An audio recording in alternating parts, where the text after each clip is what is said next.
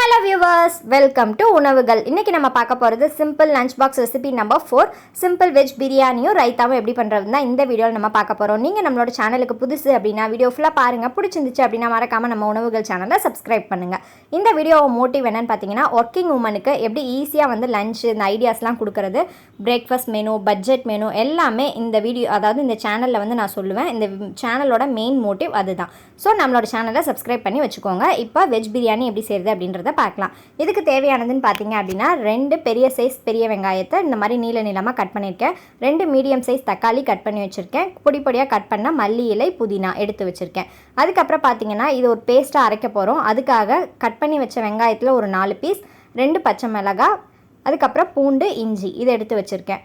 அதுக்கப்புறம் 2 டம்ளர் அரிசி வந்து நான் ஊற வச்சுருக்கேன். நான் வந்து இன்றைக்கி ஜீரக சம்பா அரிசி யூஸ் பண்ணுறேன். நீங்கள் நார்மல் ரைஸ் இருந்துச்சு அப்படின்னா நீங்கள் அந்த ரைஸ் யூஸ் பண்ணிக்கலாம்.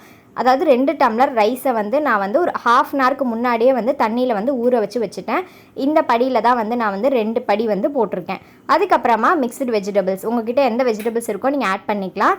பீன்ஸ், கேரட், உருளைக்கிழங்கு, காலிஃப்ளவர், பட்டாணி எது வேணாலும் நீங்கள் ஆட் பண்ணிக்கலாம். நான் வந்து பட்டாணிக்கு பதிலாக கொண்டக்கடலை நைட்டே வந்து ஊற வச்சுட்டேன். ஸோ அதை வந்து எடுத்து வச்சுருக்கேன். அதுக்கப்புறம் ஒரு பவுடர் வந்து அரைச்சிக்க போகிறோம். அதுக்கு பார்த்தீங்கன்னா பட்டை, கிராம்பு, சோம்பு, ஏலக்காய் இதை வந்து நீங்கள் பவுடர் பண்ணி வச்சிட்டிங்கன்னா எந்த பிரியாணிக்கு வேணாலும் யூஸ் பண்ணிக்கலாம். கிராம்போட அளவு கம்மியாக பார்த்துக்கோங்க.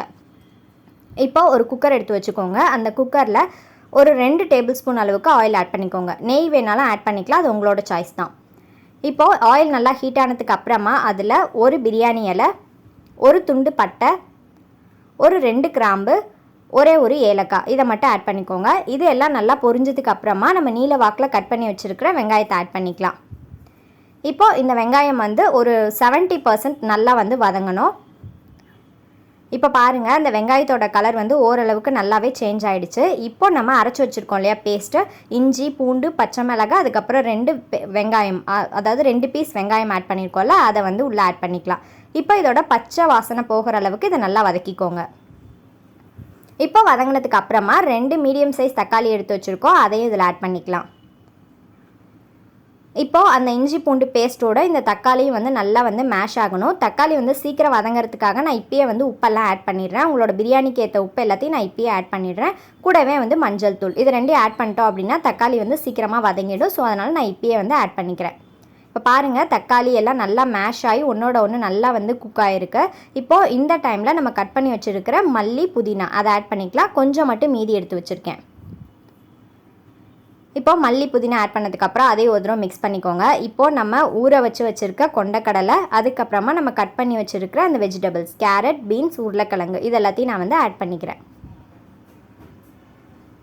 பிரியாணி பிடிக்காதவங்க அப்படின்னு யாருமே இருக்க மாட்டாங்க. இது ரொம்ப குயிக்காகவும் செஞ்சிடலாம். நல்லா கமன்னு அவ்வளோ ஃப்ளேவர்ஃபுல்லாக இருக்கும். நம்ம அந்த மசாலா பொடி போடுறதுனால கண்டிப்பாக ட்ரை பண்ணி பாருங்கள். இப்போ அந்த வெஜிடபிள் நல்லா மிக்ஸ் பண்ணதுக்கு அப்புறமா ரொம்ப நேரம் வதக்கணும்னு கிடையாது, ஜஸ்ட் அந்த ஜிஞ்சர் பேஸ்ட்டோட மிக்ஸ் ஆனால் போதும். இப்போ வந்து ஒரு ½ டீஸ்பூன் அளவுக்கு சில்லி பவுடர் ஆட் பண்ணிக்கோங்க. ஏற்கனவே நம்ம பச்சை மிளகாய் ஆட் பண்ணியிருக்கோம். ஸோ காரத்துக்கு ஏற்ற மாதிரி பார்த்துக்கோங்க. 1 டேபிள் ஸ்பூன் ஃபுல்லாக கொத்தமல்லி தூள் ஆட் பண்ணிக்கலாம். இப்போது இதை மிக்ஸ் பண்ணிவிட்டு இப்போ வந்து தண்ணி ஆட் பண்ணிக்கலாம். 1 டம்ளர் அரிசிக்கு 2 டம்ளர் வந்து தண்ணி ஆட் பண்ணுறேன் நான். இப்போ நான் அளந்து வச்ச தண்ணி எல்லாத்தையுமே அதில் வந்து ஆட் பண்ணிட்டேன். இப்போது ஃபைனலாக வந்து நம்ம பவுடர் பண்ணி வச்சுருக்கோம் இல்லையா, நான் வந்து அம்மியில் தான் பவுடர் பண்ணி வச்சுருக்கேன். அதாவது பட்டை, கிராம்பு, ஏலக்காய், சோம்பு அந்த பவுடர் இருக்கு இல்லையா, அந்த பவுடர் வந்து போட்டுருங்க. இந்த பிரியாணியோட சீக்ரெட் பவுடர் வந்து இதுதான். அது போட்டோன்னே அவ்வளோ ஃப்ளேவர்ஃபுல்லாக இருக்கும். கடையில் வாங்குற பிரியாணி மாதிரியே இருக்கும். கண்டிப்பாக இந்த பவுடரை மிஸ் பண்ணாமல் போடுங்க. இப்போ இந்த மாதிரி தண்ணி நல்லா கொதி வந்ததுக்கு அப்புறமா நம்ம வந்து ஊற வச்சுருக்க அரிசியை வந்து உள்ளே ஆட் பண்ணிடலாம். ஆட் பண்ணிவிட்டு இப்படி ஒரு கிளறி விட்டுருங்க. இப்போது க்ளோஸ் பண்ண போகிறதுக்கு முன்னாடி நான் கொஞ்சமாக எடுத்து வச்சேன்னு சொன்னோம் இல்லையா மல்லி, புதினா அதை வந்து இந்த டைமில் ஆட் பண்ணிவிட்டு குக்கரோட லிட்டை போட்டுட்டு வெயிட் போட்டுருங்க. இதை வந்து 4 விசில் வந்து நான் வச்சுருக்கேன். இப்போது 4 விசில் வச்சுட்டு ப்ரெஷர் எல்லாம் அடங்கிடுச்சு. இப்போ ஓப்பன் பண்ணி பார்க்கலாம் நம்மளோட வெஜ் பிரியாணி எப்படி இருக்குது அப்படின்றத ஓப்பன் பண்ணி பார்க்கலாம். இப்போ வந்து ஓப்பன் பண்ணால் கமன்னு அவ்வளோ ஒரு ஃப்ளேவர்ஃபுல்லான பிரியாணி சூப்பராக ரெடி ஆகிடுச்சு.